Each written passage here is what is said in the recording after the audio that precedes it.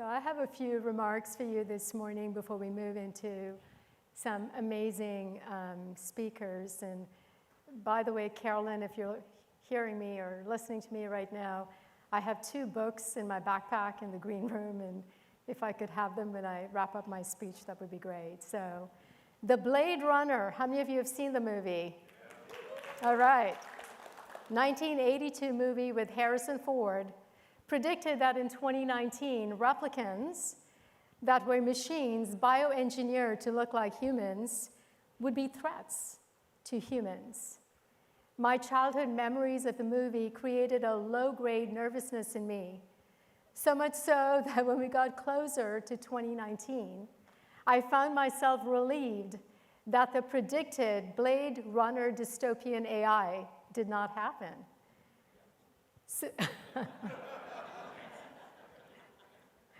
So what did happen? By 2019, AI tools like word prediction, coupled with a speech synthesizer, allowed Stephen Hawking to communicate and maintain independence, despite his physical disabilities caused by ALS. In 2020, AI algorithms were used to analyze the genetic sequence of the SARS-CoV virus that significantly sped up the creation of the vaccine and saving us from what could have been a more cataclysmic global pandemic.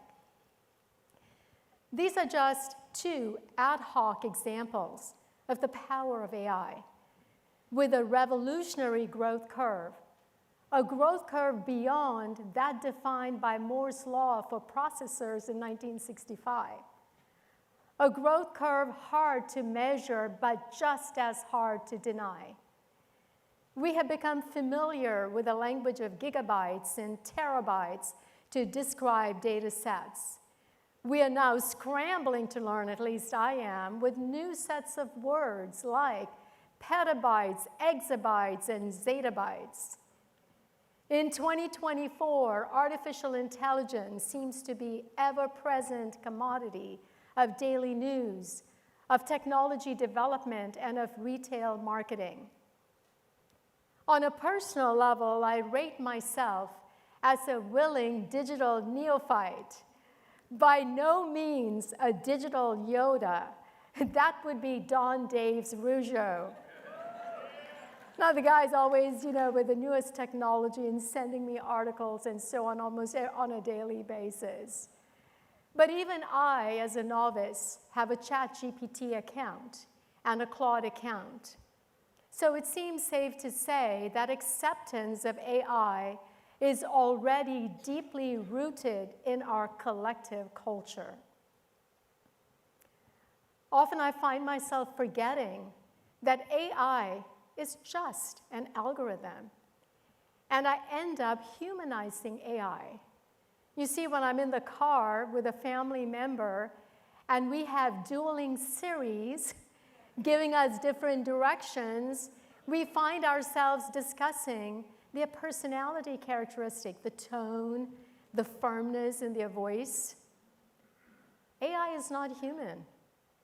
It is an expanding set of mathematical tools. The data is represented in the form of vectors and matrices. Probabilistic models are used to making predictions and are calculated using operations like matrix multiplications. And then the variance between the predicted output and the actual output is fed back into the system to rerun the algorithm to reduce the discrepancy. This is the learning in machine learning. So these fundamental elements in which AI algorithms are built should be kept front and center in our collective consciousness, so that we are not lulled into the make-believe reality portrayed, for example, in the 1999 movie, The Matrix, where humans unknowingly live in a simulated reality controlled by machines. Now, everyone who knows me, by the way, know I'm going to bring in The Matrix, right?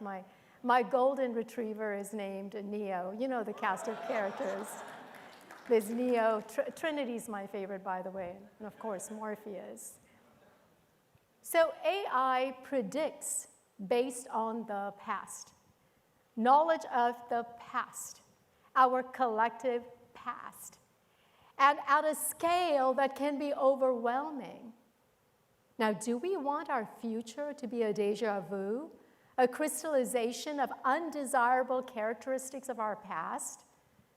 I, for one, do not want to lock the fate of our collective future with those dreadful aspects of our past. Therefore, we have no choice but to engage, to fully engage, and to vigilantly engage.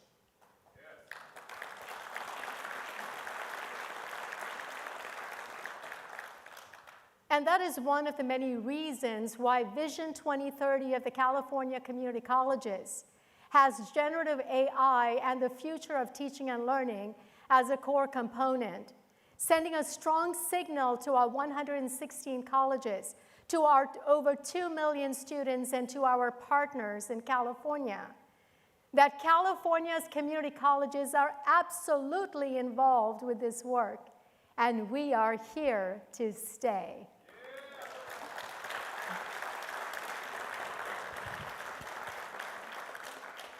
Having set the context with a cautionary note, I now feel liberated to share my excitement and my hopes for the future. I truly believe that we can solve problems of student success, of student equity with the use of AI like we have never been able to before. You see, in Vision 2030, we discuss that higher education is consistently absent from the lives of many Californians, largely due to economic circumstances. All Californians, regardless of their zip code, deserve to benefit from a college education, particularly those whose families are struggling to get by and who stand to benefit the most from the opportunities that flow from education. Vision 2030 calls out the 6.8 million low-income workers who have earned a high school diploma but do not have a college degree or certificate, with seemingly no pathway to future prosperity. So growing from the 2 million students we now serve to potentially 6 million cannot be realized by expanding conventional capacity by 3 times. That's just not going to work. By asking, when we do ask the question, this puts us in the right mindset to accelerate, to innovate, to collaborate. This lofty goal calls on us to design at scale and to design for equity, moving beyond scattering seeds and praying for the rain. And the promise of AI might just make this happen during my lifetime as the Chancellor of the California Community Colleges. Applause line.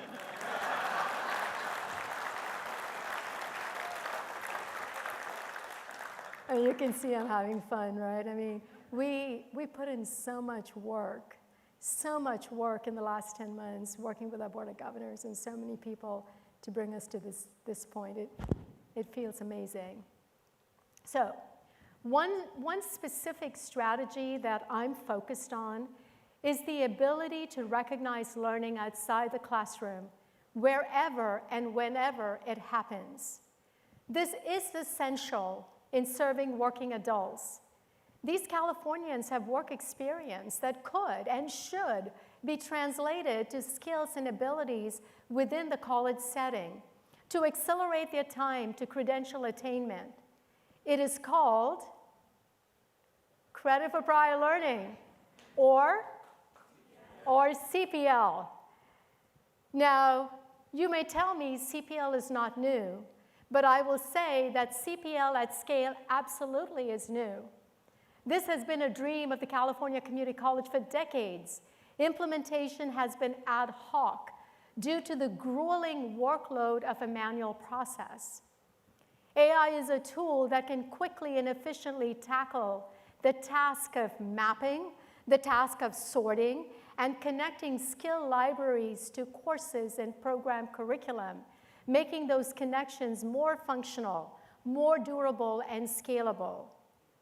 Now, by harnessing human-in-the-loop AI capabilities, we can bring the CPL effort from the margins to the mainstream.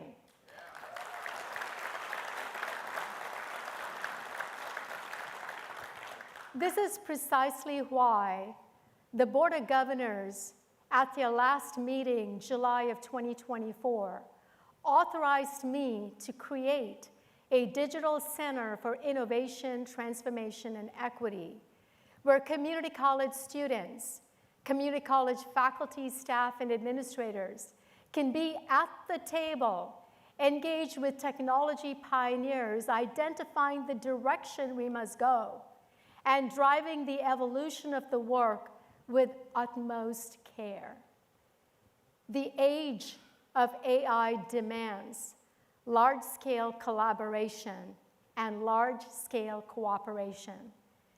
And the California community colleges are doing just that. We are more ready now than ever.